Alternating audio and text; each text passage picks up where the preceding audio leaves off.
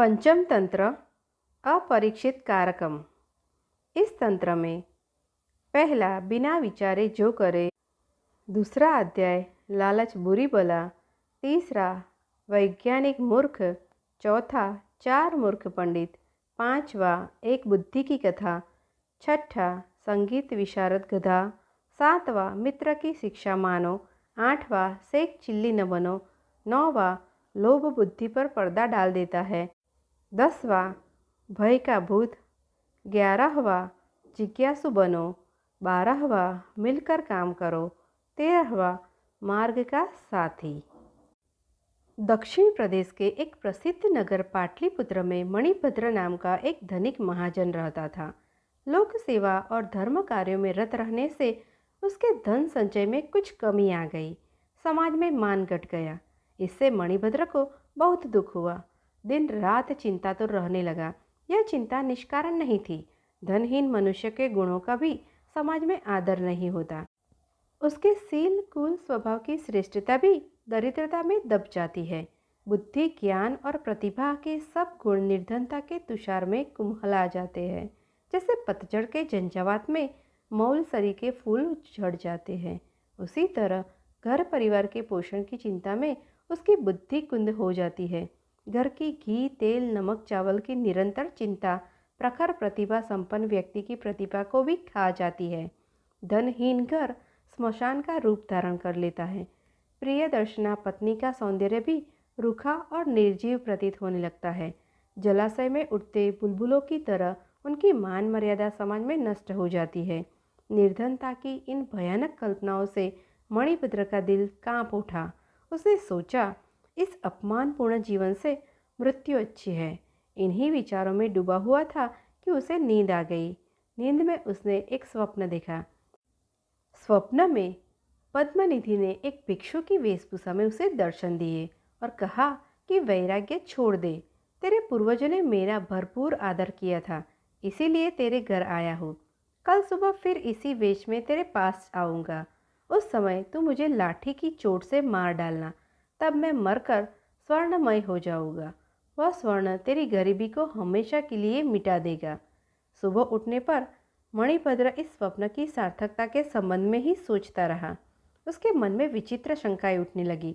न जाने यह स्वप्न सत्य था या असत्य, यह संभव है या असंभव। इन्हीं विचारों में उसका मन डावाडोल हो रहा था। हर समय धन की चिंता के कारण ही शायद उसे धन संचय का स्वप्न आया था। उसे किसी के मुख से सुनी हुई यह बात याद आ गई कि रोगग्रस्त शोकातुर चिंताशील और कर्मार्थ मनुष्य के स्वप्न निरर्थक होते हैं।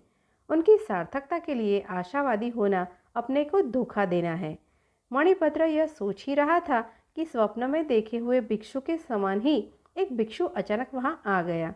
उसे देखकर मणिभद्र का चेहरा खिल गया। सपने की बात याद आ गई। उसने पास में पड़ी लाठी उठाई और भिक्षु के सिर पर मार दी। भिक्षु उसी क्षण मर गया। भूमि पर गिरने के साथ ही उसका सारा शरीर स्वर्णमय हो गया। मणिभद्र ने उसका स्वर्णमय मृतदेह छिपा लिया, किंतु उसी समय एक नाई वहां आ गया था। उसने यह सब देख लिया था। मणिभद्र ने उसे पर्याप्त धन वस्त्र आदि का लोभ देकर इस घटना को गुप्त रखने का आग्रह किया। नाई ने यह बात किसी और से तो नहीं कही, किंतु धन कमाने की इस सरल रीति का स्वयं प्रयोग करने का निश्चय कर लिया। उसने सोचा, यदि एक भिक्षु लाठी से चोट खाकर स्वर्णमय हो सकता है तो दूसरा क्यों नहीं हो सकता। मन ही मन ठान ली कि वह भी कल सुबह कई भिक्षुओं को स्वर्णमय बनाकर एक ही दिन में मणिभद्र की तरह श्री संपन्न हो जाएगा। इसी आशा से वह रात भर सुबह होने की प्रतीक्षा करता रहा। एक पल भी नींद नहीं ली। सुबह उठकर वह भिक्षुओं की खोज में निकला। पास ही एक भिक्षुओं का मंदिर था। मंदिर की 3 परिक्रमाएं करने और अपनी मनोरथ सिद्ध के लिए भगवान बुद्ध से वरदान मांगने के बाद वह मंदिर के प्रधान भिक्षु के पास गया। उसके चरणों का स्पर्श किया और उचित वंदना के बाद यह विनम्र निवेदन किया कि आज की भिक्षा के लिए आप समस्त भिक्षुओं समेत मेरे द्वार पर पधारें। प्रधान भिक्षु ने नाई से कहा, तुम शायद हमारी भिक्षा के नियमों से परिचित नहीं हो। हम उन ब्राह्मणों के समान नहीं हैं जो भोजन का निमंत्रण पाकर गृहस्थों के घर जाते हैं। हम भिक्षु हैं जो यथेच्छा से घूमते घूमते किसी भी भक्त श्रावक के घर चले जाते हैं और वहाँ उतना ही भोजन करते हैं जितना प्राण धारण करने मात्र के लिए पर्याप्त हो। अतः हमें निमंत्रण न दो, अपने घर जाओ, हम किसी भी दिन तुम्हारे द्वार पर अचानक आ जाएंगे। नाई को प्रधान भिक्षु की बात से कुछ निराशा हुई, किंतु उसने नई युक्ति से काम लिया। वह बोला, मैं आपके नियमों से परिचित हूँ, किंतु मैं आपको भिक्षा के लिए नहीं बुला रहा। मेरा उद्देश्य तो आपको पुस्तक लेखन की सामग्री देना है। इस महान कार्य की सिद्धि आपके आए बिना नहीं होगी। प्रधान भिक्षु नाई की बात मान गया।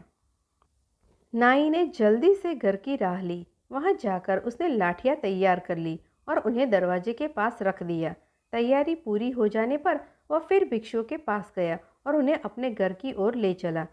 भिक्षु वर्ग भी धन वस्त्र के लालच से उसके पीछे पीछे चलने लगा।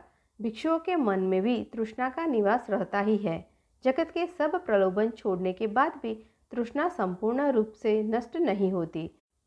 उनके देह के अंगों में जीर्णता आ जाती है, बाल रुखे हो जाते हैं, दांत टूटकर गिर जाते हैं, आंख कान बूढ़े हो जाते हैं। केवल मन की तृष्णा ही है जो अंतिम श्वास तक जवान रहती है। उनकी तृष्णा ने ही उन्हें ठग लिया। नाई ने उन्हें घर के अंदर ले जाकर लाठियों से मारना शुरू कर दिया। उनमें से कुछ तो वहीं धराशायी हो गए और कुछ का सिर फूट गया। उनका कोलाहल सुनकर लोग एकत्र हो गए। नगर के द्वारपाल भी वहां आ पहुंचे। वहां आकर उन्होंने देखा कि अनेक भिक्षुओं का मृतदेह पड़ा है और अनेक भिक्षु आहत होकर प्राण रक्षा के लिए इधर उधर दौड़ रहे हैं। नाई से जब इस रक्तपात का कारण पूछा गया तो उसने मणिभद्र के घर में आहत भिक्षु के स्वर्णमय हो जाने की बात बतलाते हुए कहा कि वह भी शीघ्र स्वर्ण संचय करना चाहता था। नाई के मुख से यह बात सुनने के बाद राज्य के अधिकारियों ने मणिभद्र को बुलाया और पूछा कि क्या तुमने किसी भिक्षु की हत्या की है। मणिभद्र ने अपने स्वप्न की कहानी आरंभ से लेकर अंत तक सुना दी। राज्य के धर्म अधिकारियों ने उस नाई को मृत्यु दंड की आज्ञा दी और कहा, ऐसे कुपरीक्षितकारी बिना सोचे काम करने वाले के लिए यही दंड उचित था। मनुष्य को उचित है कि वह अच्छी तरह देखे, जाने, सुने और उचित परीक्षा किए बिना कोई भी कार्य न करे, अन्यथा उसका वही परिणाम होता है जो इस कहानी के नाई का हुआ और उसे बाद में वैसा ही संताप को होता है जैसा नेवले को मारने वाली ब्राह्मणी को हुआ था। मणिभद्र ने पूछा, किस ब्राह्मणी को? धर्म अधिकारियों ने इसके उत्तर में निम्न कथा सुनाई। प्रकरण पहला, बिना विचारे जो करे। अपरीक्ष्य न कर्तव्यम कर्तव्यम सुपरीक्षितम पश्चात भवति संतापो ब्राह्मण्या न कुलार्थतः। अपरीक्षित काम का परिणाम बुरा होता है। एक बार देव शर्मा नाम के ब्राह्मण के घर जिस दिन पुत्र का जन्म हुआ, उसी दिन उसके घर में रहने वाली नकुली ने भी एक नेवले को जन्म दिया। देव शर्मा की पत्नी बहुत दयालु स्वभाव की स्त्री थी। उसने उस छोटे नेवले को भी अपने पुत्र के समान ही पाला, पोसा और बड़ा किया। वह नेवला सदा उसके पुत्र के साथ खेलता था। दोनों में बड़ा प्रेम था। देव शर्मा की पत्नी भी दोनों के प्रेम को देखकर प्रसन्न थी, किंतु उसके मन में यह शंका हमेशा रहती थी कि कभी यह नेवला उसके पुत्र को न काट खाए। पशु की बुद्धि नहीं होती, मूर्खतावश वह कोई भी अनिष्ट कर सकता है। एक दिन उसकी इस आशंका का बुरा परिणाम निकल आया। उस दिन देव शर्मा की पत्नी अपने पुत्र को एक वृक्ष की छाया में सुलाकर स्वयं पास के जलाशय से पानी भरने गई थी। जाते हुए वह अपने पति देव शर्मा से कह गई थी कि वहीं ठहरकर वह पुत्र की देखरेख करे, कहीं ऐसा न हो कि नेवला उसे काट खाए। पत्नी के जाने के बाद देव शर्मा ने सोचा कि नेवले और बच्चे में गहरी मैत्री है, नेवला बच्चे को हानि नहीं पहुंचाएगा। यह सोचकर वह अपने सोए हुए बच्चे और नेवले को वृक्ष की छाया में छोड़कर स्वयं भिक्षा के लोभ से कहीं चल पड़ा। दैववश उसी समय एक काला नाग पास के बिल से बाहर निकला। नेवले ने उसे देख लिया। उसे डर हुआ कि कहीं यह उसके मित्र को न डस ले, इसीलिए वह काले नाग पर टूट पड़ा और स्वयं बहुत क्षत विक्षत होते हुए भी उसने नाग के खंड खंड कर दिए। सांप को मारने के बाद वह उसी दिशा में चल पड़ा जिधर देव शर्मा की पत्नी पानी भरने गई थी। उसने सोचा कि वह उसकी वीरता की प्रशंसा करेगी, किंतु हुआ इसके विपरीत। उसके खून से सनी देह को देखकर ब्राह्मण पत्नी का मन उन्हीं पुरानी आशंकाओं से भर गया कि कहीं इसने उसके पुत्र की हत्या न कर दी हो। यह विचार आते ही उसने क्रोध से सिर पर उठाए घड़े को नेवले पर फेंक दिया। छोटा सा नेवला जल से भरी घड़े की चोट खाकर वहीं मर गया। ब्राह्मण पत्नी वहां से भागती हुई वृक्ष के नीचे पहुंची। वहां पहुंचकर उसने देखा कि उसका पुत्र बड़ी शांति से सो रहा है। उससे कुछ दूरी पर एक काले सांप का शरीर खंड खंड हुआ पड़ा है। तब उसे नेवले की वीरता का ज्ञान हुआ। पश्चाताप से उसकी छाती फटने लगी। इसी बीच ब्राह्मण देव शर्मा भी वहां आ गया। वहां आकर उसने अपनी पत्नी को विलाप करते देखा तो उसका मन भी सशंकित हो गया, किंतु पुत्र को कुशलपूर्वक सोते देख उसका मन शांत हुआ। पत्नी ने अपने पति देव शर्मा को रोते रोते नेवले की मृत्यु का समाचार सुनाया और कहा, मैं तुम्हें यही ठहर कर बच्चे की देखभाल के लिए कह गई थी। तुमने भिक्षा के लोभ से मेरा कहना नहीं माना। इसी से यह परिणाम हुआ। मनुष्य को अतिलोभ नहीं करना चाहिए। अतिलोभ से कई बार मनुष्य के मस्तक पर चक्र लग जाता है। ब्राह्मण ने पूछा, यह कैसे?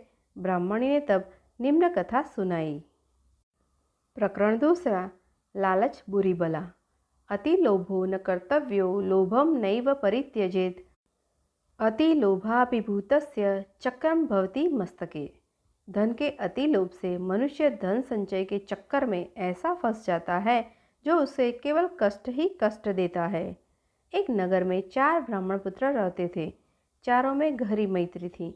चारों ही निर्धन थे। निर्धनता को दूर करने के लिए चारों चिंतित थे। उन्होंने अनुभव कर लिया था कि अपने बंधु बांधवों में धनहीन जीवन व्यतीत करने की अपेक्षा शेर हाथियों से भरे कंटीले जंगल में रहना अच्छा है। निर्धन व्यक्ति को सब अनादर की दृष्टि से देखते हैं। बंधु बांधव भी उससे किनारा कर लेते हैं। अपने ही पुत्र पौत्र भी उससे मुख मोड़ लेते हैं। पत्नी भी उससे विरक्त हो जाती है। मनुष्य लोक में धन के बिना न यश संभव है न सुख। धन हो तो कायर भी वीर हो जाता है, कुरूप भी सुरूप कहलाता है और मूर्ख भी पंडित बन जाता है।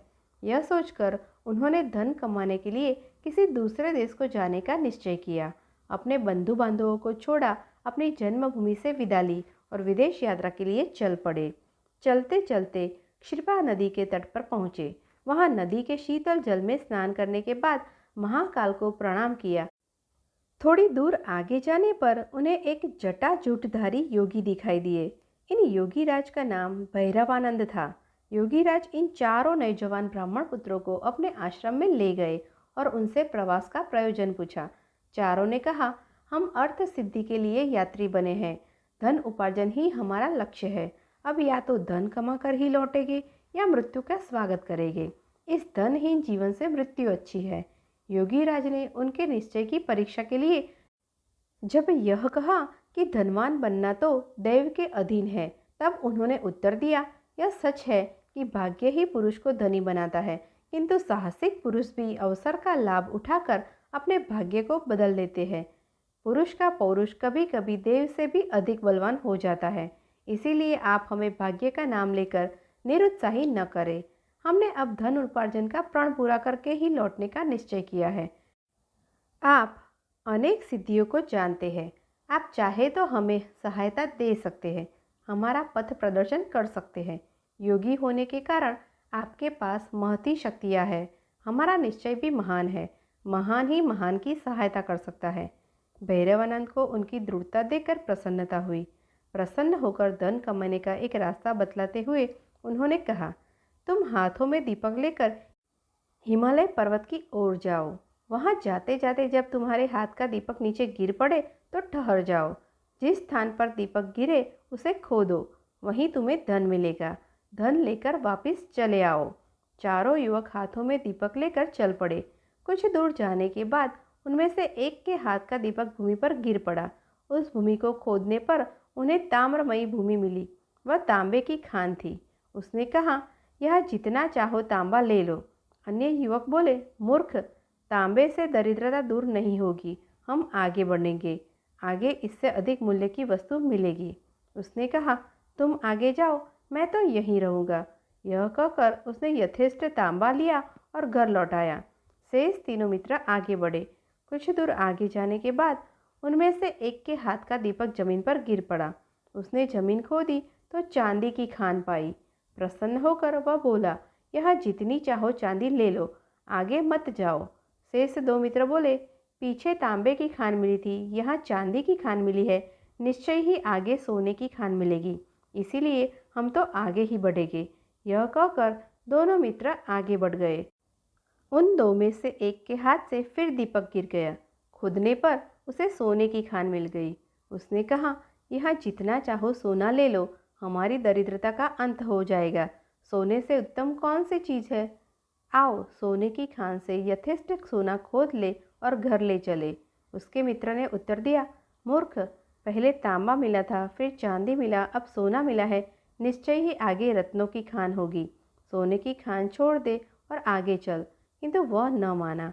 उसने कहा, मैं तो सोना लेकर ही घर चला जाऊंगा, तूने आगे जाना है तो जा। अब यह चौथा युवक एकाकी आगे बढ़ा। रास्ता बड़ा विकट था, कांटों से उसका पैर छलनी हो गया।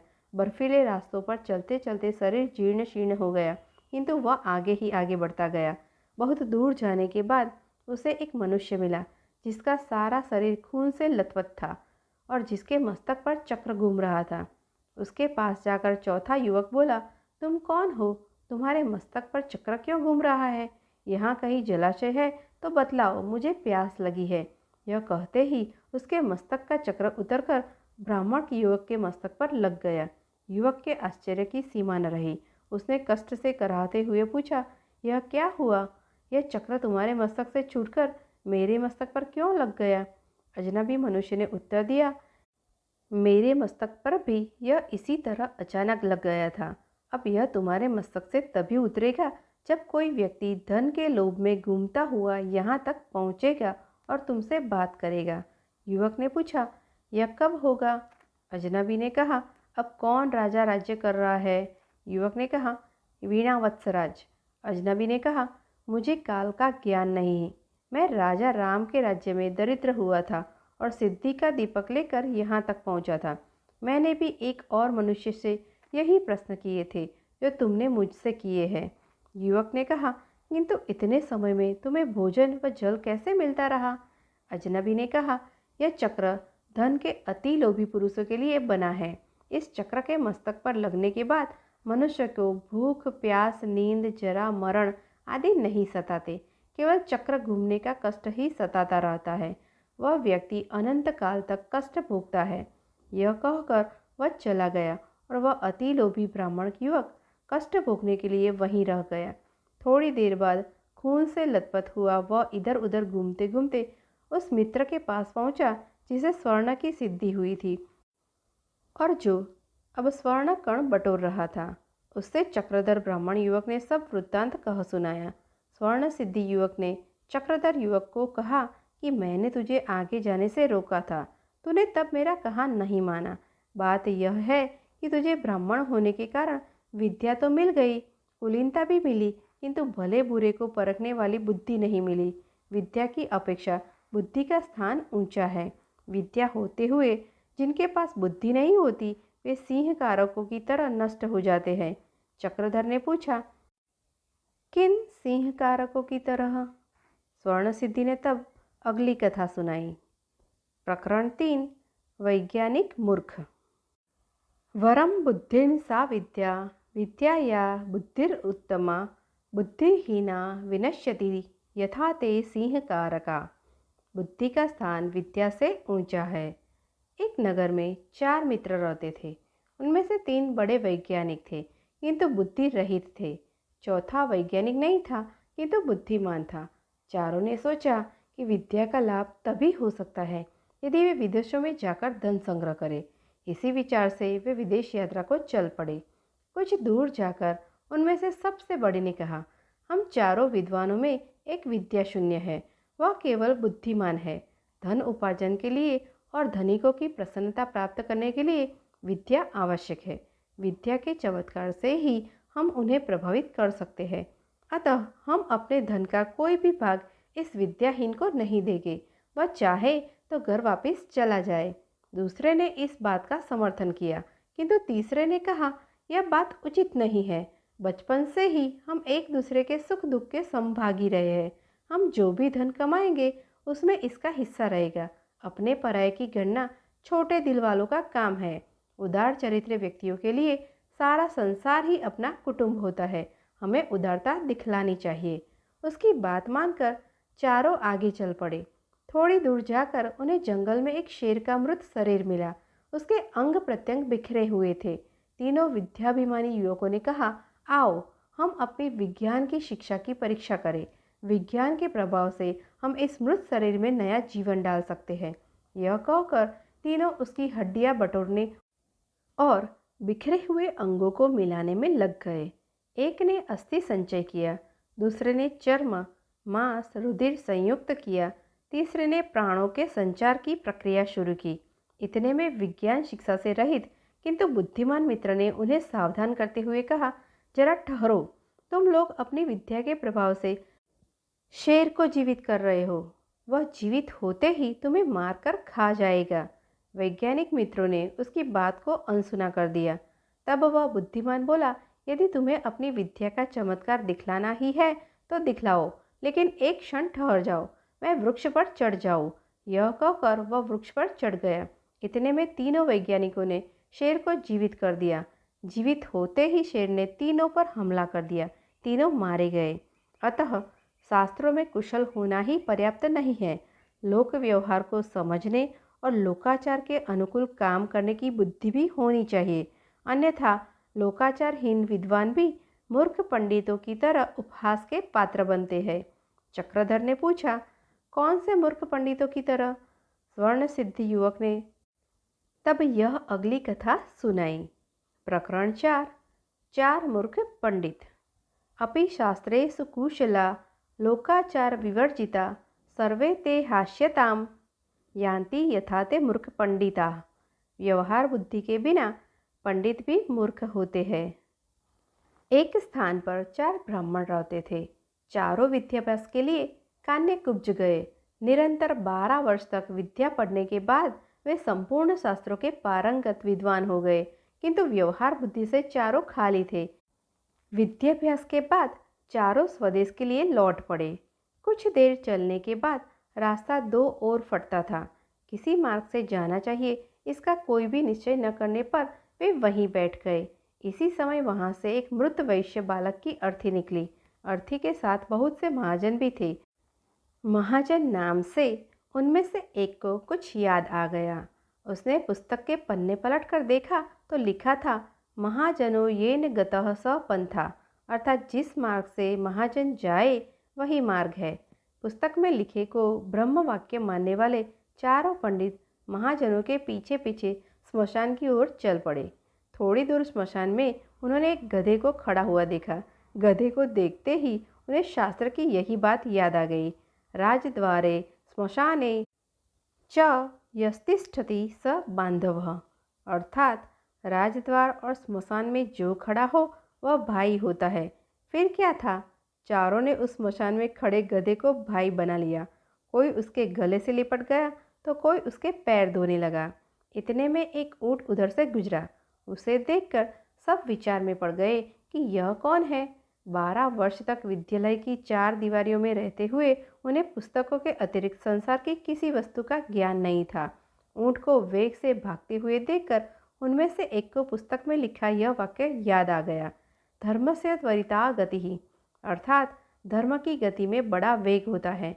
उन्हें निश्चय हो गया कि वेग से जाने वाली यही वस्तु अवश्य धर्म है। उसी समय उनमें से एक को याद आया, इष्टम धर्मेण योजयेत्, अर्थात धर्म का संयोग इष्ट से करा दे।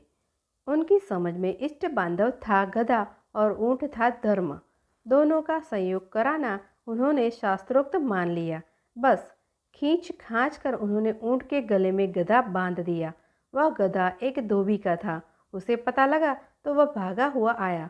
उसे अपनी ओर आता देखकर चारों शास्त्र पारंगत पंडित वहां से भाग खड़े हुए। थोड़ी दूर पर एक नदी थी। नदी में पलाश का एक पत्ता तैरता हुआ आ रहा था। इसे देखते ही उनमें से एक को याद आ गया, आगमिष्यति यत् पत्रम तदस्माम स्तारयिष्यति, अर्थात जो पत्ता तैरता हुआ आएगा वही हमारा उद्धार करेगा। उद्धार की इच्छा से वह मूर्ख पंडित पत्ते पर लेट गया। पत्ता पानी में डूब गया तो वह भी डूबने लगा। केवल उसकी शिखा पानी से बाहर रह गई। इसी तरह बहते बहते जब वह दूसरे मूर्ख पंडित के पास पहुंचा तो उसे एक और शास्त्रोक्त वाक्य याद आ गया। सर्वनाशे समुत्पन्ने अर्ध त्यजति पंडितः, अर्थात संपूर्ण का नाश होते देखकर आधे को बचा ले और आधे का त्याग कर दे। यह याद आते ही उसने बहते हुए पूरे आदमी का आधा भाग बचाने के लिए उसकी शिखा पकड़कर गर्दन काट दी। उसके हाथ में केवल सिर का हिस्सा आ गया, देह पानी में बह गया। उन चारों के अब 3 रह गए। गांव पहुंचने पर तीनों को अलग अलग घरों में ठहराया गया। वहां उन्हें जब भोजन दिया गया तो एक ने सेमियों को यह कहकर छोड़ दिया, दीर्घसूत्री विनश्यति, अर्थात दीर्घ तंतु वाली वस्तु नष्ट हो जाती है। दूसरे को रोटियां दी गई तो उसे याद आ गया, अति विस्तार विस्तीर्ण तद्भवेन्न चिरायुषम, अर्थात बहुत फैली हुई वस्तु आयु को घटाती है। तीसरे को छिद्र वाली वटिका दी गई तो उसे याद आ गया, छिद्रेष्वनर्था बहुली भवंती, अर्थात छिद्र वाली वस्तु में बहुत अनर्थ होते हैं। परिणाम यह हुआ कि तीनों की जग हसाई हुई और तीनों भूखे भी रहे। व्यवहार बुद्धि के बिना पंडित भी मूर्ख ही रहते हैं। व्यवहार बुद्धि भी एक ही होती है। सैकड़ों बुद्धियां रखने वाला सदा डावाडोल रहता है। उसकी वही दशा होती है जो शत बुद्धि और सहस्त्र बुद्धि मछली की हुई थी। मंडूक के पास एक ही बुद्धि थी, इसीलिए वह बच गया। चक्रधर ने पूछा, यह कैसे हुआ? स्वर्ण सिद्धि ने तब यह कथा सुनाई। प्रकरण 5, एक बुद्धि की कथा। एक व्यवहार बुद्धि 100 अव्यवहारिक बुद्धियों से अच्छी है। एक तालाब में 2 मछलियां रहती थी। एक थी शतबुद्धि 100 बुद्धियों वाली, दूसरी थी सहस्त्र बुद्धि 1000 बुद्धियों वाली। उसी तालाब में एक मेंढक भी रहता था। उसका नाम था एक बुद्धि। उसके पास एक ही बुद्धि थी, इसीलिए उसे बुद्धि पर अभिमान नहीं था। शतबुद्धि और सहस्त्र बुद्धि को अपनी चतुराई पर बड़ा अभिमान था। एक दिन संध्या समय तीनों तालाब के किनारे बातचीत कर रहे थे। उसी समय उन्होंने देखा कि कुछ मछुआरे हाथों में जाल लेकर वहां आए। उनके जाल में बहुत सी मछलियां फंसकर तड़प रही थी। तालाब के किनारे आकर मछुआरे आपस में बात करने लगे। एक ने कहा, इस तालाब में खूब मछलियां हैं, पानी भी कम है, कल हम यहाँ आकर मछलियां पकड़ेंगे। सबने उसकी बात का समर्थन किया। कल सुबह वहाँ आने का निश्चय करके मछुआरे चले गए। उनके जाने के बाद सब मछलियों ने सभा की। सभी चिंतित थे कि क्या किया जाए। सबकी चिंता का उपहास करते हुए सहस्त्र बुद्धि ने कहा, डरो मत, दुनिया में सभी दुर्जनों के मन की बात पूरी होने लगे तो संसार में किसी का रहना कठिन हो जाए। सांपों और दुष्टों के अभिप्राय कभी पूरे नहीं होते, इसीलिए संसार बना हुआ है। किसी के कथन मात्र से डरना का पुरुषों का काम है। प्रथम तो वह यहाँ आएंगे ही नहीं। यदि आ भी गए तो मैं अपनी बुद्धि के प्रभाव से सबकी रक्षा कर लूँगी। शतबुद्धि ने भी उसका समर्थन करते हुए कहा, बुद्धिमान के लिए संसार में सब कुछ संभव है। जहाँ वायु और प्रकाश की भी गति नहीं होती, वहाँ बुद्धिमानों की बुद्धि पहुँच जाती है। किसी के कथन मात्र से हम अपने पूर्वजों की भूमि को नहीं छोड़ सकते। अपनी जन्मभूमि में जो सुख होता है वह स्वर्ग में भी नहीं होता। भगवान ने हमें बुद्धि दी है, भय से भागने के लिए नहीं, बल्कि भय का युक्तिपूर्वक सामना करने के लिए। तालाब की मछलियों को तो शतबुद्धि और सहस्त्र बुद्धि के आश्वासन पर भरोसा हो गया, लेकिन एक बुद्धि मेंढक ने कहा, मित्रों, मेरे पास तो एक ही बुद्धि है। वह मुझे यहाँ से भाग जाने की सलाह देती है। इसीलिए मैं तो सुबह होने से पहले ही इस जलाशय को छोड़कर अपनी पत्नी के साथ दूसरे जलाशय में चला जाऊंगा। यह कहकर वह मेंढक मेंढकी को लेकर तालाब से चला गया। दूसरे दिन अपने वचन अनुसार वही मछुआरे वहाँ आए। उन्होंने तालाब में जाल बिछा दिया। तालाब की सभी मछलियाँ जाल में फंस गई। सतबुद्धि और सहस्त्र बुद्धि ने बचाव के लिए बहुत से पैंतरे बदले, किंतु मछुआरे भी अनाड़ी न थे। उन्होंने चुन चुनकर सब मछलियों को जाल में बांध लिया। सबने तड़प तड़प कर प्राण दिए। संध्या समय मछुआरों ने मछलियों से भरे जाल को कंधे पर उठा लिया।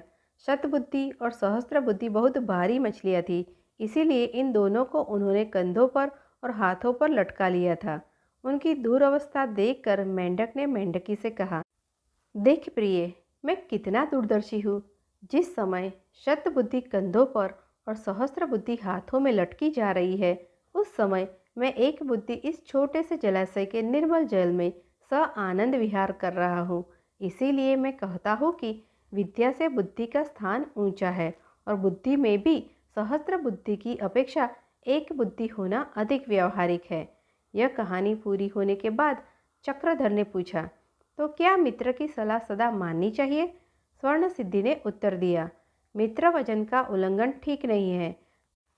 जो विद्या बुद्धि के अहंकार या लोभवश मित्र की बात को अनसुनी कर देते हैं, वे अपने मित्र गीदड़ की बात न मानने वाले गधे की तरह कष्ट उठाते हैं। चक्रधर ने पूछा, वह कैसे? स्वर्ण सिद्धि ने तब यह कथा सुनाई।